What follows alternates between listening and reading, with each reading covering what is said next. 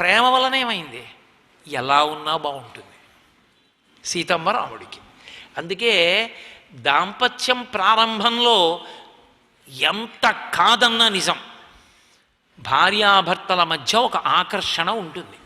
అందుకే కదూ కాడి పెట్టి సమంత్రకంగా అభిషేకం చేస్తారు పెళ్లిలో. హరదత్తాచార్యుల వారిని మహానుభావుడు ఆయన మంత్రానికి వ్యాఖ్యానం చేశారు. అత్రి మహర్షి యొక్క కుమార్తె పేరు అపాల. ఆమె పేరు అపాల కాదసలు. ఆమెకి పెళ్ళవలేదు, ఒంటికి బొల్లి వ్యాధి వచ్చింది. అందుకని ఎవరు పెళ్లి చేసుకోలేదు. ఆమెని పాలించే భర్త లేడు కాబట్టి అపాల అని పిలిచారు. పెళ్ళి కాకుండా ఇలా అపాల అపాల అని పిలిపించుకోలేకపోతున్నానని ఆమె నీటిలో దూకేసింది, ప్రాణం విడిచిపెడతానని. ఆమె కొట్టుకుపోతోంది. ఆమెకు అదృష్టవశాత్తు సోమలత దొరికింది. ఆమె సోమలతని తీసి నోట్లో నవిలి పిండి మానసికంగా ఇంద్రుడికి సమర్పించింది. అది ఇంద్రుడి యొక్క కాడి మీద పడింది. ఆ సమయంలో ఇంద్రుడు ఎడుతున్నాడు, వెడుతుంటే కాడి మీద పడింది, రథం కాడి మీద.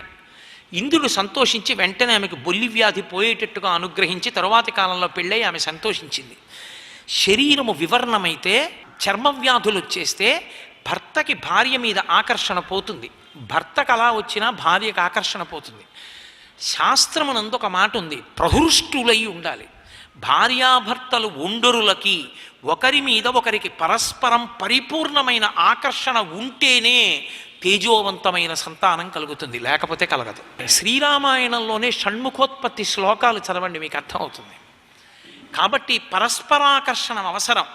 ఏ కారణం చేత వివాహం తర్వాత చర్మవ్యాధులు వచ్చి ఆకర్షణ పోయి దంపతులు తప్పు మార్గాన్ని పట్టకూడదని ఆ హరదత్తాచార్యుల వారు వ్యాఖ్యానం చేసిన ఆ మంత్రభాగం ఏదుందో ఆ మంత్రభాగంతో మంగళసూత్రాల్ని కాడి కన్నంలో పెట్టి పిల్ల మెడ మీద పెట్టి జలాలతో అభిషేకం పురుషుడు చేస్తాడు.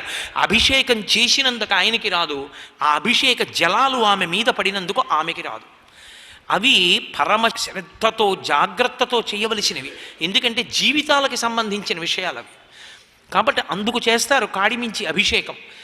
కాబట్టి సీతారాముల మధ్య కూడా ఆకర్షణ ఉంటుంది, నరుడిగా ఉన్నాడు కనుక. కానీ పెళ్ళైనప్పుడు ఉన్న ఆకర్షణ పరస్పరం ఒకరి మీద ఒకరికి శరీర శోభ వలన ఆకర్షణ కావచ్చు. షష్ఠి పూర్తి నాటికి అది మిగలదిహ. ఆకర్షణతో ప్రారంభమై మనసులు మగ్గిపోవాలి, అది దాంపత్యం. అది లోకానికంతటికీ ఆరాధనీయం అవుతుంది. వాళ్ళ చేతి అక్షతలు కావాలని కోరుకుంటారు. అదిగో అటువంటి గాంభీర్యం, అటువంటి పండిపోయిన దాంపత్యం సీతారాములది. అందుకే తల్లిని ఆయన మహానుభావుడు సీతాపహరణం జరిగిపోయిన తర్వాత అరణ్యవాసంలో కిష్కింధకాండలో రామచంద్రమూర్తి ఓ సరోవరం దగ్గరికి ఎడతాడు. నేను సీతమ్మ వైపు నుంచే చెప్పా ఇప్పటిదాకా. అంటే సీతమ్మ గురించి చెప్పినప్పుడల్లా రాముడు పక్కనే ఉంటాడు, ఇద్దరిని విడదీసి చెప్పడం కుదరదు అసలు. రామచంద్రమూర్తి దగ్గరికి రామచంద్రమూర్తితో సరోవరం దగ్గరికి ఎడతాడు. సతాం పుష్కరిణీం గత్వాం పద్మోత్పజుషాకులాం రామ సౌమిత్రి సహితో విలలా పాకులింద్రియ అంటారు మహర్షి. సరోవరాన్ని చూడగానే వలవలవలవల ఏడ్చాడు రాముడు. ఎందుకని?